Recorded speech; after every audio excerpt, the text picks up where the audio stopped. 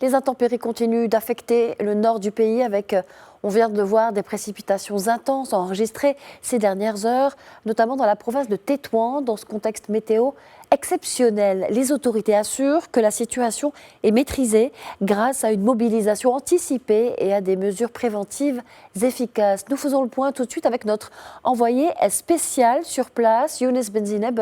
Bonjour, et nous rejoindrons tout à l'heure Rachid Farhan dans la province de Sidi Qassem. Younes Benzineb, quelles sont les toutes dernières informations dont on dispose à l'instant depuis la ville de Tétouan?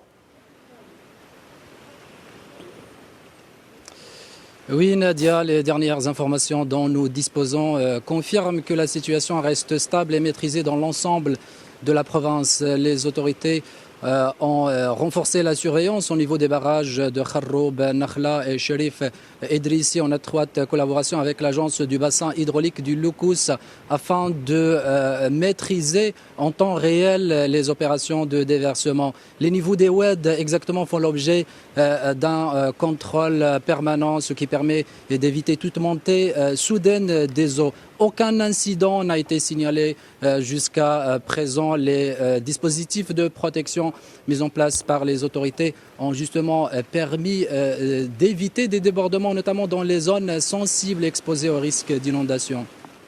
Alors, aucun incident constaté sur le terrain.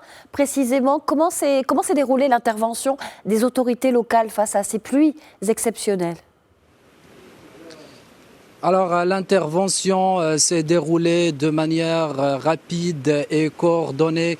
Les autorités, dès les premiers bulletins d'alerte rouge, les autorités ont déployé des moyens humains et logistiques importants. Des opérations d'évacuation préventives ont été menées justement dans les zones exposées au risque d'inondation. Ils ont été menés avec succès par les autorités, notamment à proximité de Oued Laou et Oued Martil. Ces personnes, justement, qui ont été concernées par ces opérations ont été prises en charge et évacuées vers des centres équipés et sécurisés sans incident ni panique. Selon les autorités, cette réactivité est d'abord le résultat d'une préparation en avant, mais aussi des investissements réalisés ces dernières années afin de renforcer la protection contre les inondations, notamment dans les zones exposées au risque.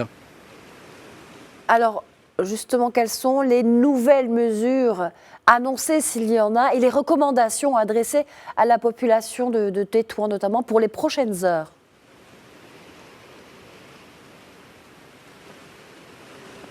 Alors, plusieurs mesures ont été annoncées ces dernières heures pour accompagner la population.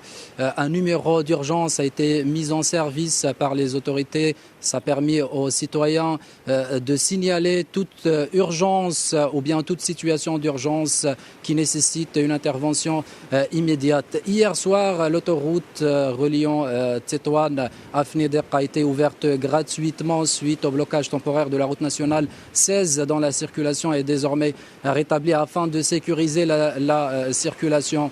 Les autorités sont en état d'alerte maximale alors que les prévisions météorologiques annoncent la poursuite des précipitations au moins jusqu'à samedi. Les citoyens sont appelés à la vigilance, mais le message des autorités est clair. Les dispositifs de protection ont été mis en place et les opérations menées jusqu'à présent ont permis justement de maîtriser la situation.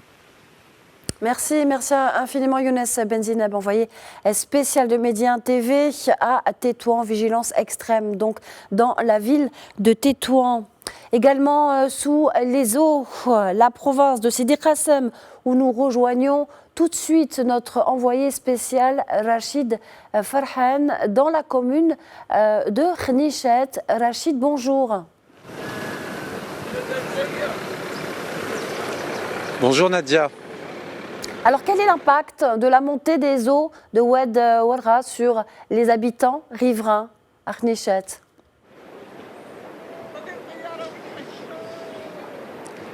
Oui, Nadia, nous sommes depuis ce matin dans la commune de Khénichet, relevant de la province de Sidi Qassem, tout près de Oued Ouergha, un des principaux affluents de Oued Sbou. Ici, la montée des eaux a atteint un niveau très élevé ces derniers jours. Plusieurs familles ont vu leur maison très touchée, ce qui a nécessité des évacuations préventives en attendant que la situation s'améliore. Même les zones qui n'aient pas été touchées par l'eau sont difficiles d'accès, mais donc tous les efforts sont déployés pour le moment pour prévenir cette situation. Alors, qu'en est-il des dégâts sur les terres agricoles exactement, Rachid ?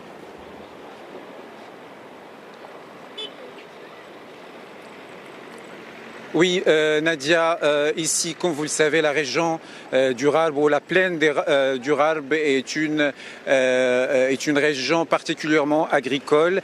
Il y a de grandes pertes au niveau de l'agriculture.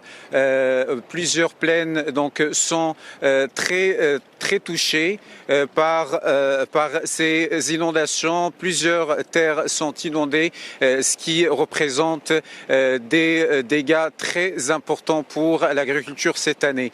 Les dégâts pour le moment sont en cours d'évaluation par les autorités et nous aurons les chiffres et les informations exactes dans les prochains jours.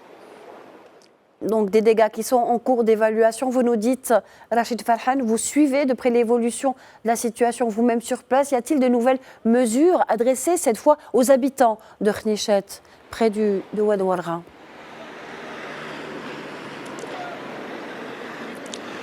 Oui, même si le niveau de l'eau a baissé, c'est ce que nous avons pu recueillir des témoignages des habitants. Le niveau a baissé par rapport à hier, mais la vigilance est très renforcée.